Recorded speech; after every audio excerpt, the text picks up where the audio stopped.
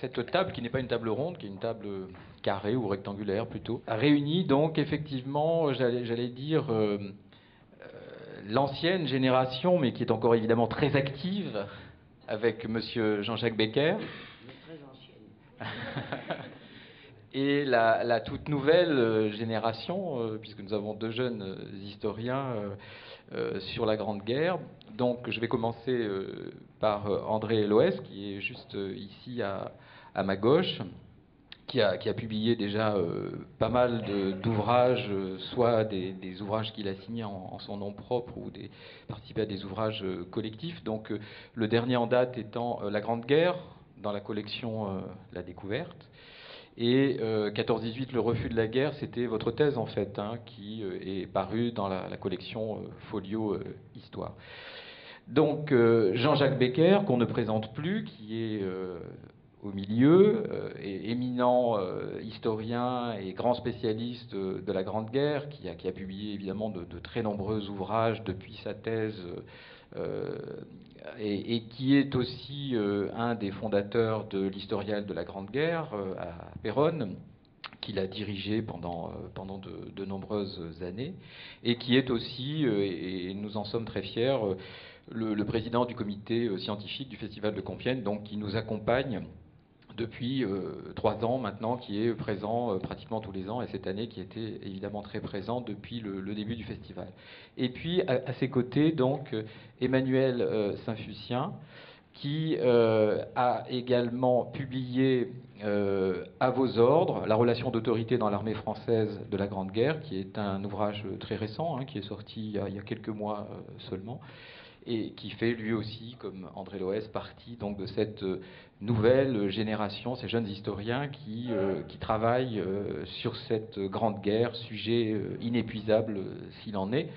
Et donc il nous a paru voilà, vraiment intéressant de croiser ces regards autour d'un sujet, d'un thème qui est au programme, que vous devez enseigner, qui est l'expérience combattante. Voilà, donc sans plus tarder, je cède la parole à Monsieur Becker, qui a souhaité intervenir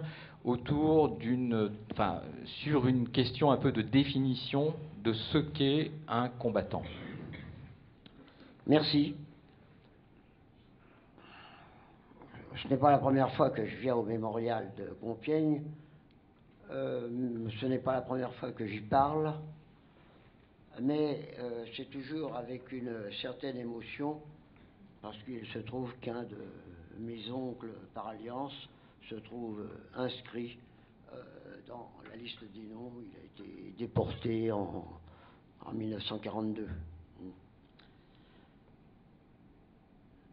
Hier, c'était la cérémonie du 11 novembre à l'Arc de Triomphe, et en tant que membre de la Société des Amis de Georges Clemenceau, j'étais à côté du président actuel de cette société, Marcel Wurmser. Marcel Wurmser est le fils de Georges Wurmser, qui fut dans un premier temps membre du cabinet de Georges Clemenceau en 1917, puis ensuite son chef de cabinet. Georges Wurmser avait été rappelé du front, où il avait été plusieurs fois blessé, avant d'être dans le cabinet de Georges Clemenceau. Il y avait plusieurs frères Wurmser. Ils avaient un jeune frère qui est parti en 1914 dans l'infanterie, qui a fait toute la guerre, mais interrompu par un certain nombre de stages. On faisait beaucoup de stages. Et finalement, qui a été tué dans les derniers jours de la guerre en 1918. Le deuxième cas en ce qui concerne l'expérience des combattants dont je pourrais parler pour commencer, c'est tout simplement mon père. Mon père est parti en 1915. Il a été très légèrement blessé à Verdun. Et donc il a fini la guerre. Son expérience était particulière. il était dans une arme qui s'appelait les crapouillots. Les crapouillots, c'est ce qu'on appellerait plus dignement à notre époque les mortiers de tranchée. Et ce détail n'est pas sans importance, en ce sens que, comme j'aurai l'occasion de le dire tout à l'heure, les artilleurs étaient plutôt à l'abri, mais pas les desservants des mortiers de tranchée qui, eux, se trouvaient avec l'infanterie dans les tranchées. Ils attaquaient pas tout à fait de la même façon. Mon père ne parlait jamais de sa guerre. Mais après sa mort, un certain nombre de lettres qu'il écrivait à sa mère me sont parvenues. Et dans une de ces lettres, il y a cette formule qu'il ne savait pas pourquoi ni comment on revenait des attaques.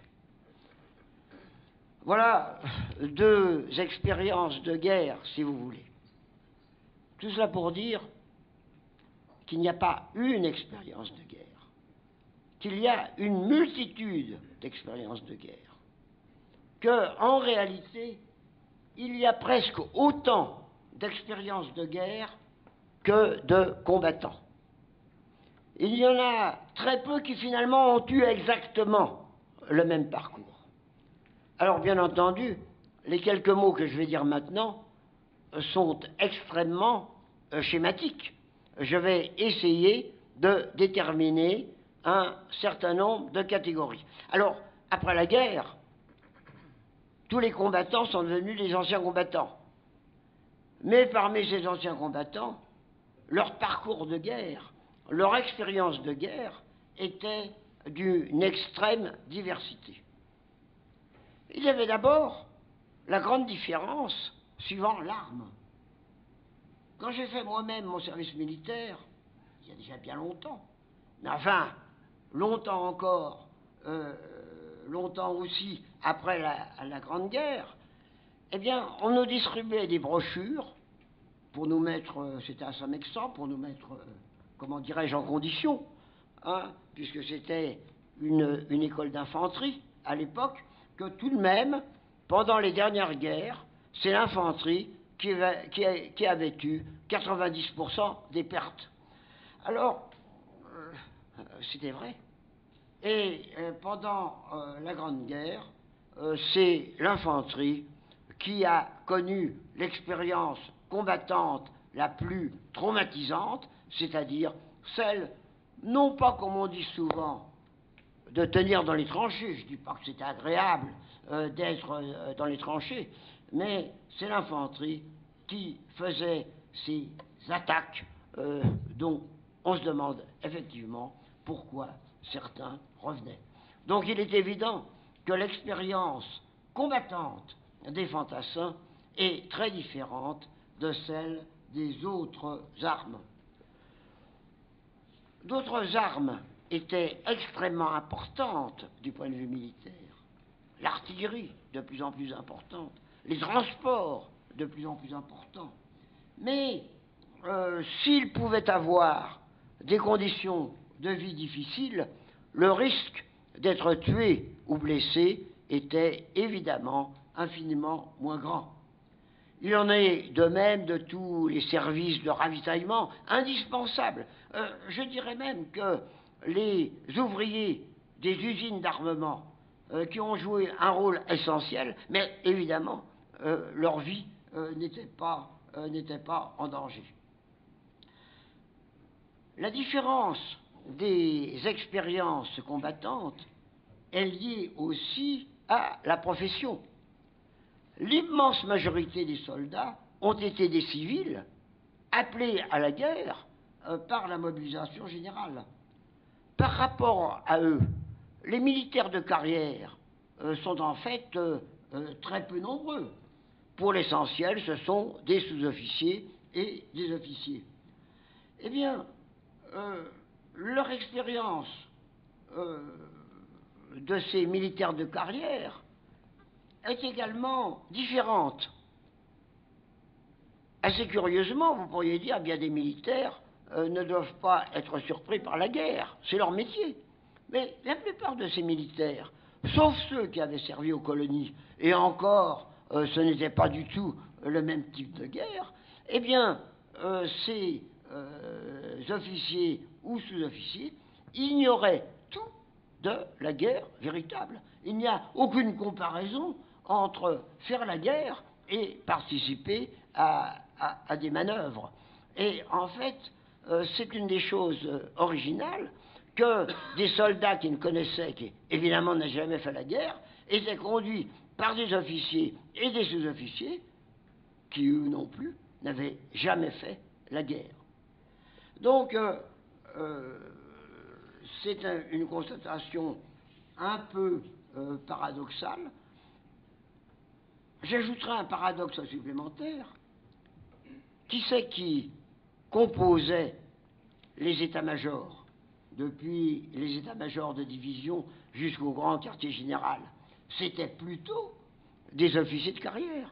Et ces officiers de carrière, par leur participation aux états-majors, couraient beaucoup moins de risques personnels, avaient une expérience de la guerre très différente de celle de ces civils qui faisaient la guerre dans l'infanterie. Variété également en fonction de leur âge. Il y avait d'abord, parmi les anciens combattants, ceux qui avaient fait leur service militaire avant la guerre de 14, qui ont été rappelés immédiatement dès le début de la guerre, qui ont fait toute la guerre. Donc, leur expérience combattante s'accrochait à une petite expérience militaire du temps de paix. Mais pour les suivants, depuis la classe 15, eh bien, ils sont lancés dans la guerre après quelques semaines de préparation. En outre, à partir de 35 ans, sauf exceptions qui d'ailleurs étaient très nombreuses, en particulier les exceptions concernant l'encadrement, où à partir de 35 ans, on ne faisait plus normalement partie des unités combattantes. L'âge est donc aussi un caractère discriminant parmi les anciens combattants. En outre, parmi ceux qui ont vraiment combattu, il y a ceux qui sont partis en 1914 et qui ont fait, sauf quand ils ont été tués, qui ont fait toute la guerre. Mais il y a également ceux qui sont partis en 15, en 16, en 17 et en 18, où ils ne font la guerre que pendant quelques mois. Il est évident que là encore, ce sont des choses différentes. De sorte que une vision convenable de l'expérience combattante ne doit pas ignorer qu'il y a eu une extraordinaire variété de participation à la guerre et d'expérience au cours de la guerre. Merci.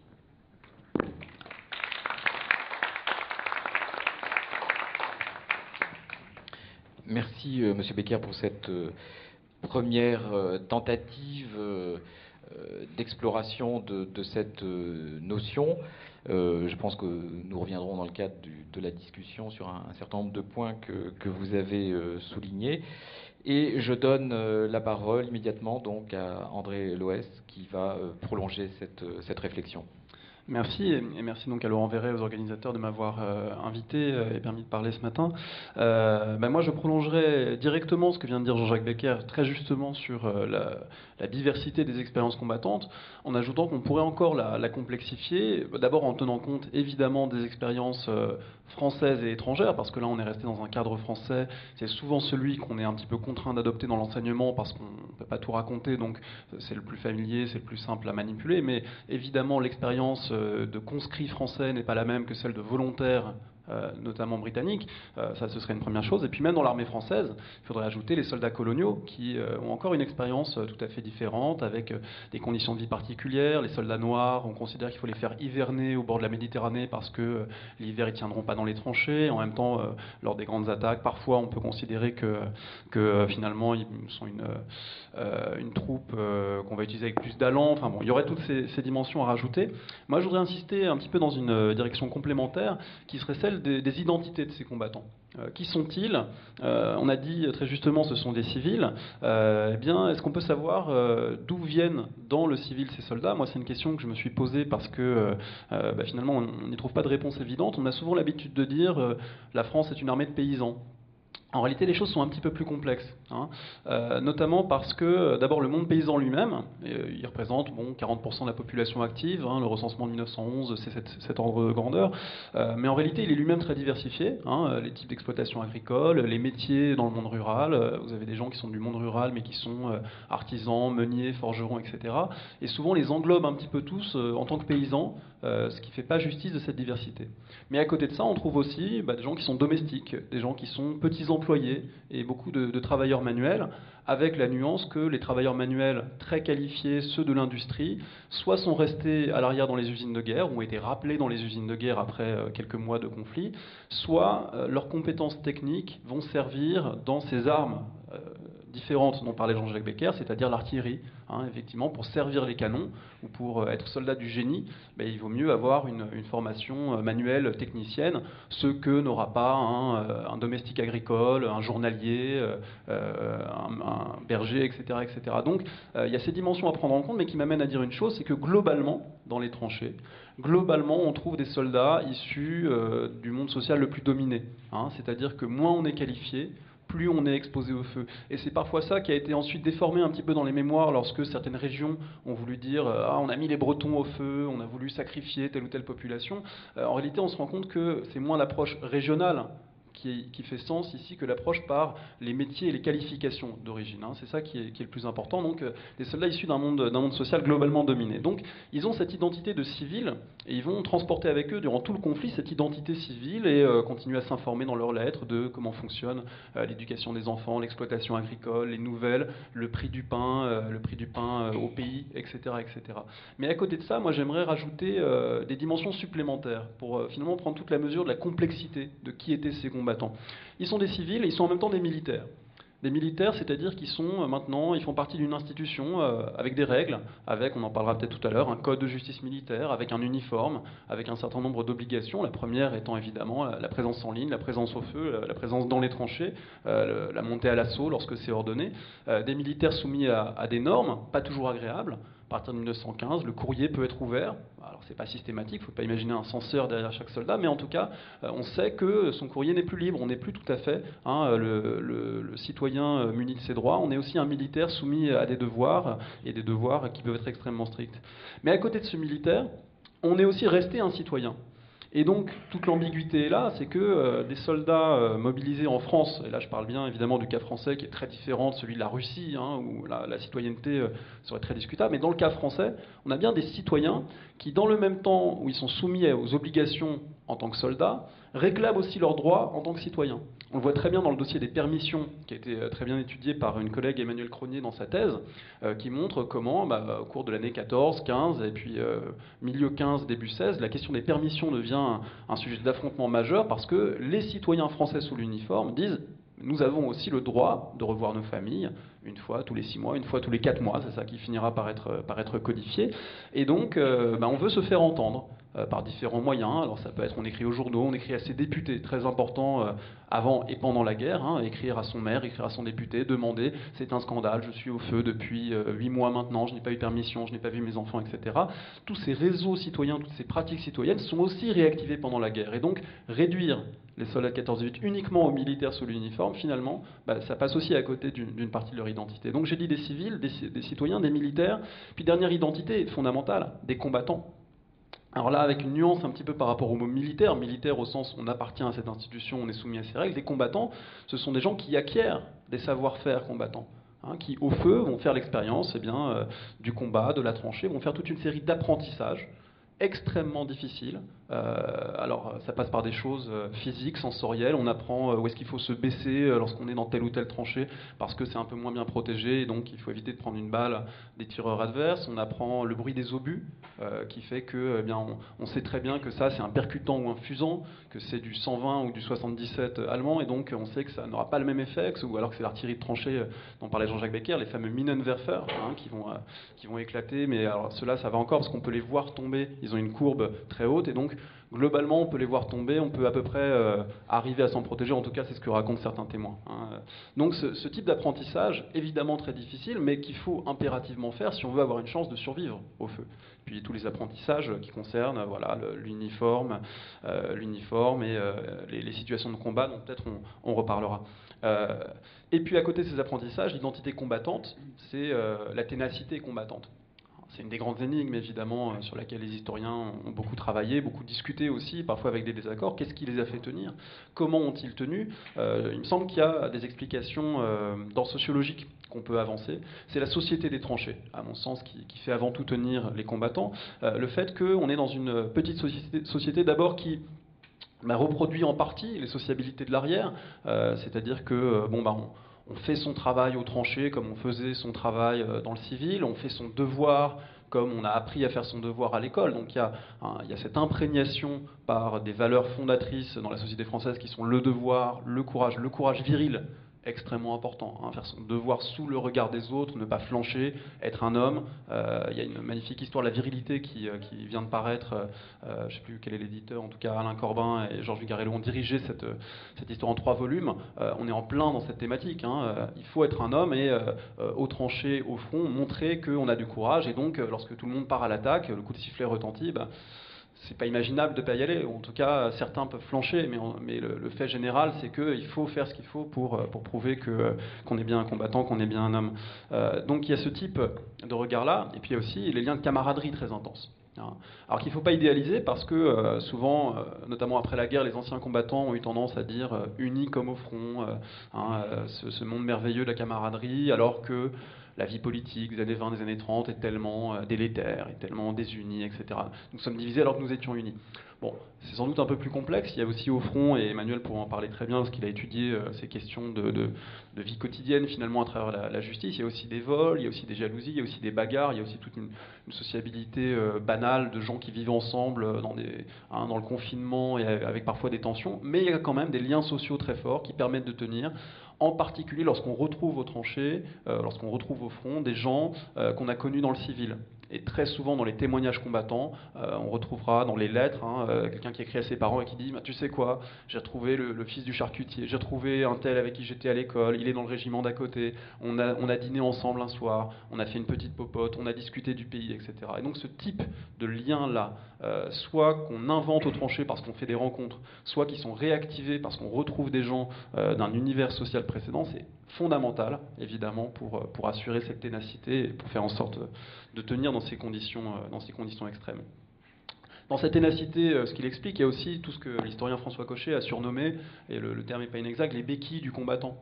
Des béquilles qui soutiennent un petit peu le moral quand on flanche, qui permettent de se dire qu'on aura de l'alcool ou de la nourriture, une nourriture chaude lorsqu'on a passé une semaine au tranché sans être ravitaillé, le fait que de temps en temps on organise des petits divertissements, le fait surtout de maintenir une nouvelle fois ces liens sociaux avec l'arrière à travers le courrier.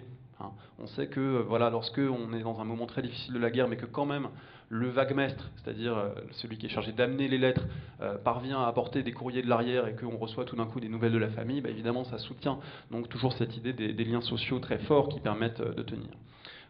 Et puis une forme aussi d'adaptation psychologique, de résignation, que beaucoup de soldats apprennent.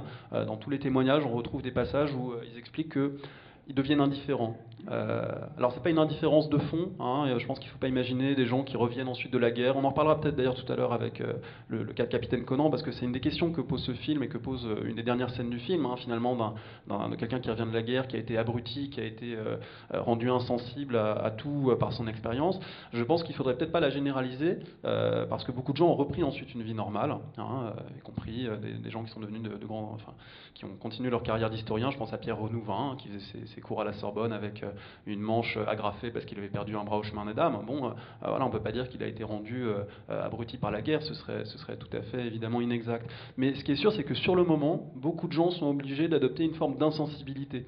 Marc Bloch le dit très bien dans un des passages de ses souvenirs de guerre. Il explique que on est obligé de regarder ailleurs. On voit des débris humains sur le champ de bataille, on voit une main posée sur le sol, posée dans la boue. On regarde ailleurs et on est obligé de s'endurcir parce que les conditions de vie et de mort sont telles qu'on adopte une forme d'insensibilité forcée face aux événements et donc une adaptation psychologique qui permet sans doute de s'en sortir. Et puis dernière chose, moi c'est une des questions que j'ai le plus travaillé, qui m'a intéressé, il y a aussi des échappatoires face à cette guerre. Et en tout cas on les recherche activement, sans même parler pour l'instant de désobéissance et de choses illégales dont on pourra éventuellement parler, de refus de la guerre sur lesquels j'ai pu travailler pour les mutineries.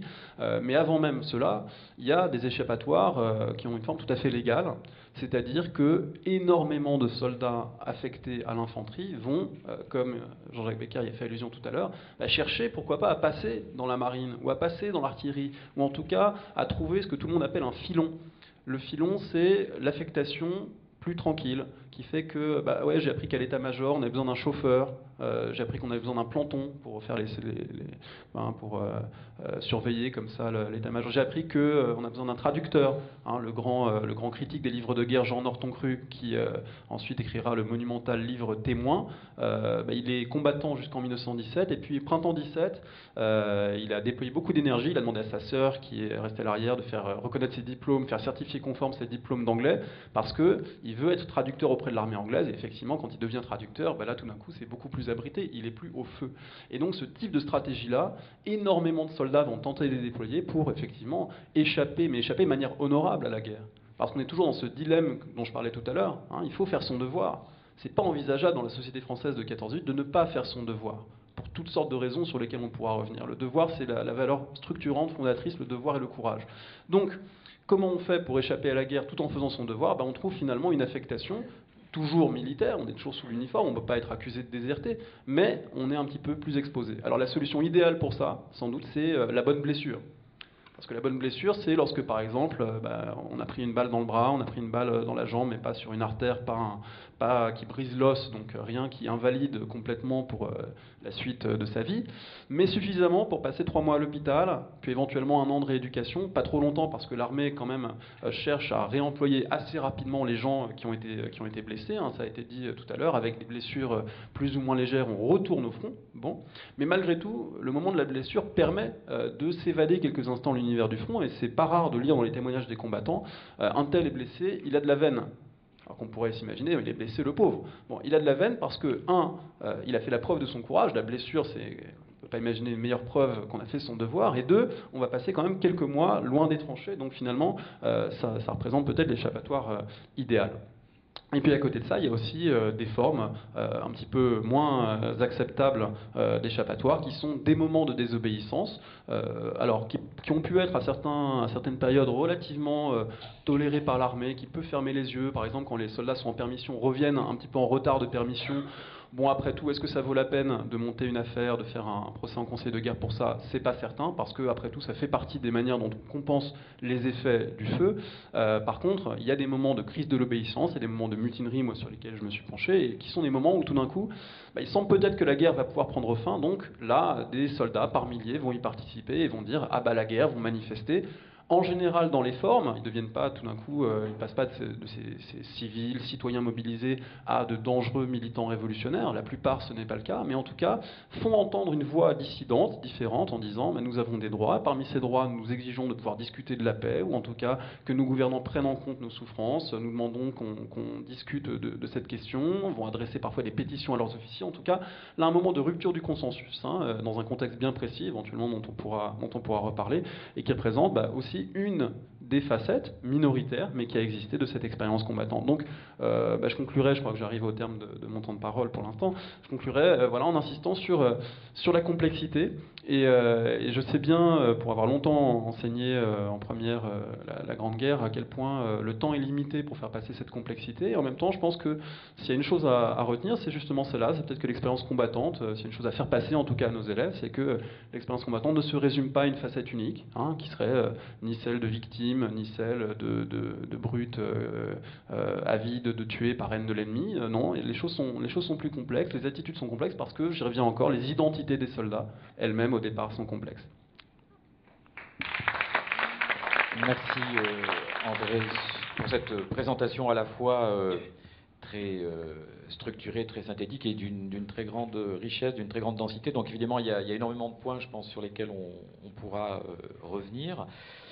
Et donc, avant qu'on en discute, je donne la parole à Emmanuel Saint-Fucien qui va également intervenir donc, pour une quinzaine de minutes. Oui, merci. En prolongeant peut-être ce que vient la conclusion d'André, en essayant de reprendre ce qu'ont dit le professeur Becker et André Loez, mais en essayant de se poser la question de ce qu'on peut en faire, nous, enseignants du secondaire. J'enseigne également dans le secondaire, et comment toutes ces choses passionnantes, diverses, très complexes, peuvent être en quelque sorte... quel cadre théorique ou quel cadre pédagogique peut servir cet enseignement dans un temps très court, comme l'a rappelé André à l'instant. Alors, avant peut-être de présenter ce cadre, qui va être un cadre très schématique, je vous préviens, peut-être un mot, on en reparlera au cours du débat, mais un mot sur la spécificité, ou non d'ailleurs, de cet enseignement, de l'expérience combattante. Quand avant de venir regarder les documents officiels d'accompagnement des Duxol, il s'agit quand même d'étudier, d'analyser les violences extrêmes, comment les sociétés ont été marquées par la violence extrême. On est donc obligé de se poser la question de l'enseignement de la violence extrême, dont l'expérience combattante porte. Moi, je considère, en tout cas dans nos classes, et pas seulement dans nos classes, qu'il y a une spécificité, ne serait-ce que d'un point de vue, c'est la fascination ou la répulsion, et la répulsion d'ailleurs, pour l'expérience combattante et la violence. Cette fascination-répulsion que nous partageons avec nos élèves, très souvent, fait de cet objet un objet d'enseignement particulier. Il est assez facile de capter l'attention des élèves, même avec un mauvais cours sur l'expérience combattante. Si vous faites un mauvais cours sur le développement durable en classe sensible, ça ne va pas durer longtemps, vous le savez. Un mauvais cours sur la guerre, ça peut très bien marcher. On projette 20 minutes du débarquement de Normandie du soldat Ryan ou un extrait de Johnny Got His Gun, les élèves sont captés, on commente un petit peu, ça marche. Ça marche, mais pour dire quoi, pour quel apport, c'est une question qu'on peut se poser et qui interroge la demande sociale sur la guerre. Le cinéma est concerné par cette demande sociale, la littérature aussi. Il y a eu deux prix Goncourt en 5 ans qui ont la guerre pour cadre, le livre de Jonathan Little, le dernier prix Goncourt, l'art français de la guerre avec les guerres coloniales en arrière-fond. Ça pose toute cette question de la demande sociale.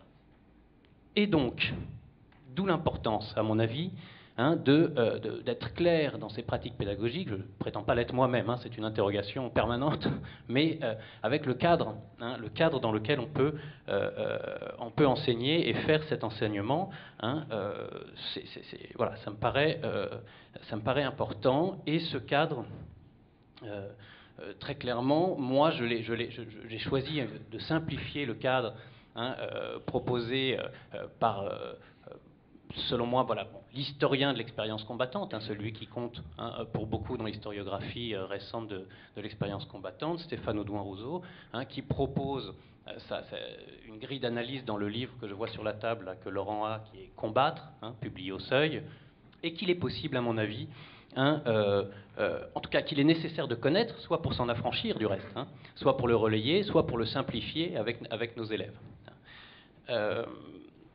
Pourquoi cette approche pour moi est importante? Parce que Stéphane Audouin-Rousseau, donc par une approche un petit peu d'anthropologie historique ou d'histoire anthropologique, peu importe, marquée aussi par l'histoire des sensibilités d'Alain Corbin dont parlait André tout à l'heure, à mon avis s'attache à une question, un sentiment que Jean-Luc Godard, puisqu'on est si une histoire, a bien exprimé par une belle formule, c'est que la guerre, c'est, dit Godard, faire entrer un morceau de fer dans un morceau de chair. Et je trouve que l'approche sensible ou anthropologique d'Audouin-Rousseau est pertinente, ou peut l'être en tout cas, dans le cadre d'un enseignement dans le secondaire assez marqué. Je le présente en quelques mots.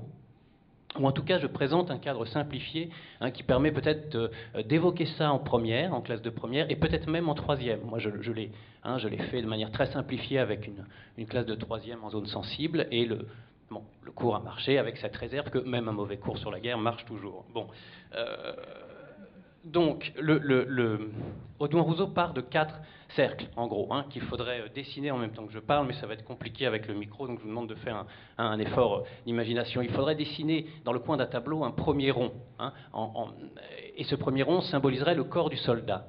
Et vous verrez, c'est assez frappant, d'ailleurs, en écoutant le professeur Jean-Jacques Becker et André Loès, je me disais que presque tous les thèmes peuvent se décliner à travers cette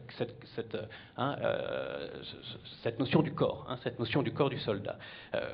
Le dressage, le drill, la formation dont parlait Becker, le professeur Becker, pardon, et dont on reparlera tout à l'heure, parce que je crois que Laurent Verret a un film à nous montrer sur la formation des corps francs, tout ce qui concerne la blessure, tout ce qui concerne l'atteinte au corps, tout ce qui concerne aussi en amont, avant la blessure, la fatigue, les marches pendant les guerres de mouvement, pendant les étapes de mouvement, c'est une guerre où le corps souffre avant même le combat.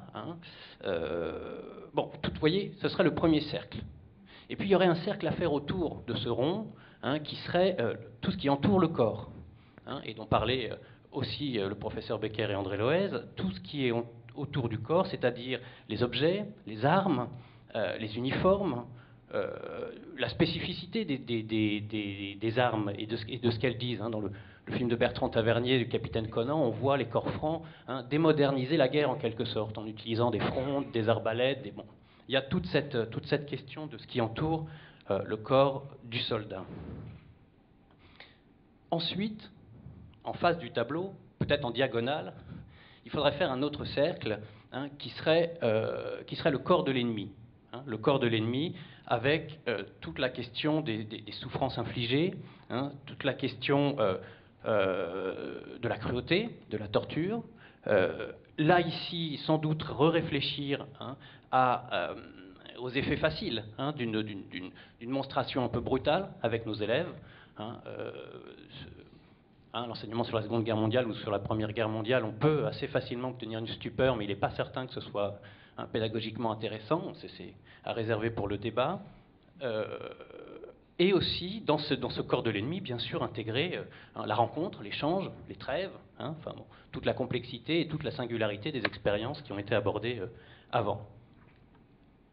Si vous me suivez bien, il y aurait un 4e cercle maintenant autour du corps de l'ennemi, l'entour du corps de l'ennemi, avec la prise des armes, la réappropriation des objets, des vêtements, chose que les romans et le cinéma ont mieux capté que les historiens.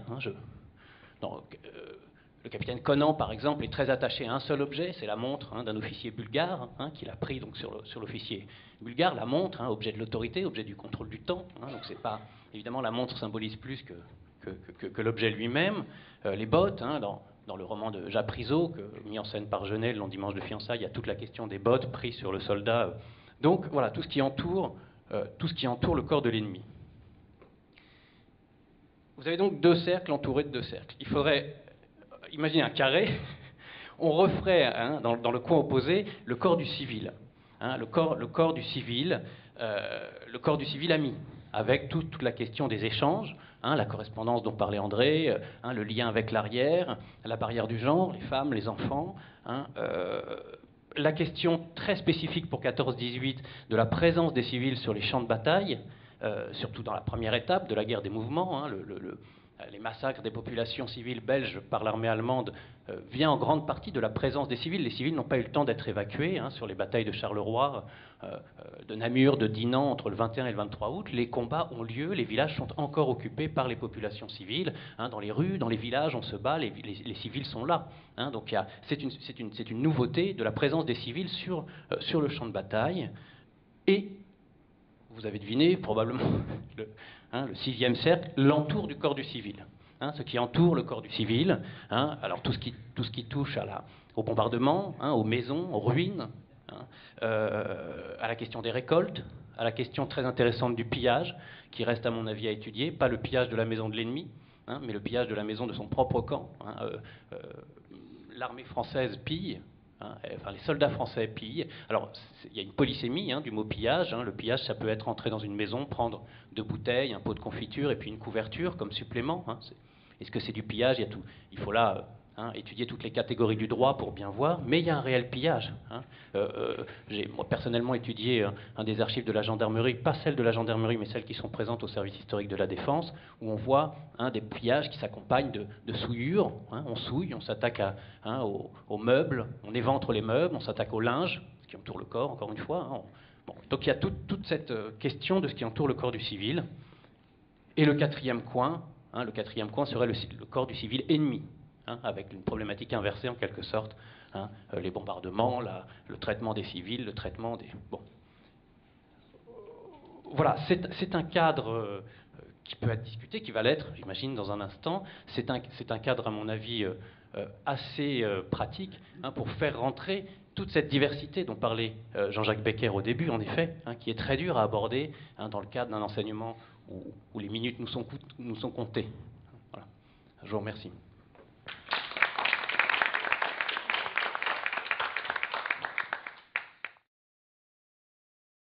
Les expériences combattantes ne peuvent pas s'expliquer en dehors d'une connaissance approfondie de ce qu'est la Grande Guerre. Il n'y a pas une expérience combattante qui est vraie pour l'ensemble du XIXe ou l'ensemble du XXe siècle. Il y a des expériences combattantes qui sont liées à un conflit donné. Et donc, si on ne connaît pas très précisément ce que fut ce conflit, c'est-à-dire non pas seulement les opérations militaires, bien entendu, qui sont importantes, mais qui peuvent être secondaires, par rapport aux raisons de ce conflit, eh bien, je vois mal comment on peut étudier l'expérience combattante.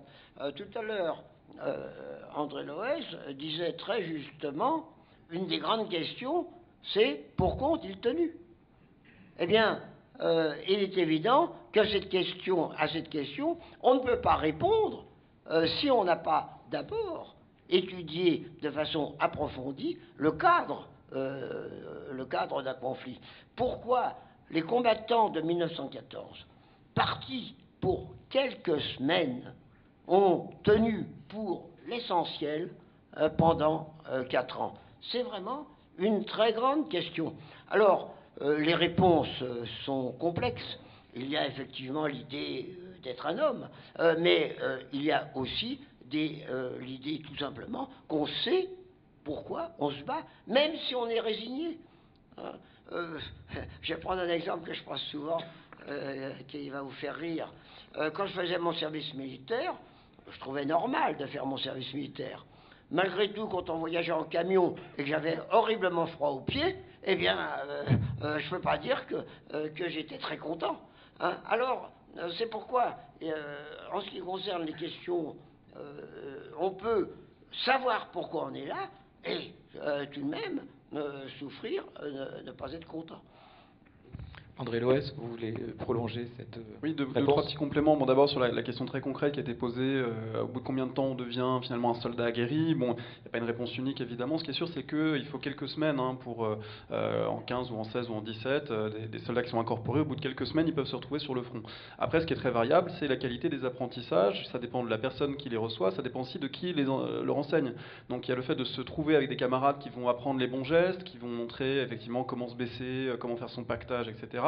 Il y a la qualité de l'encadrement, le fait d'avoir des officiers qui sont à même de bien loger leurs hommes, de bien les disposer, de leur fournir des conditions de vie plus acceptables, on va dire, que la norme. Et puis aussi les individus, la manière dont ils apprennent.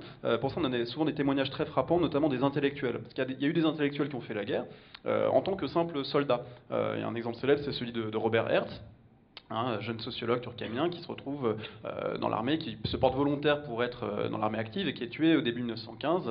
Il n'a pas le temps d'apprendre grand-chose, mais malgré tout, dans les lettres qu'on a de lui, c'est intéressant parce que ça révèle aussi toute la distance sociale entre quelqu'un qui n'est pas du tout du monde manuel et puis les soldats qui l'entourent. Et en gros, il est en permanence en train d'apprendre. Alors on lui explique que tu as des binocles, tu vois mal, tu ne sais pas viser, tu n'es pas chasseur, donc tu ne sais pas tenir un fusil, etc. Et donc là, on mesure toute la distance qu'il y a eu pour certains combattants, toute la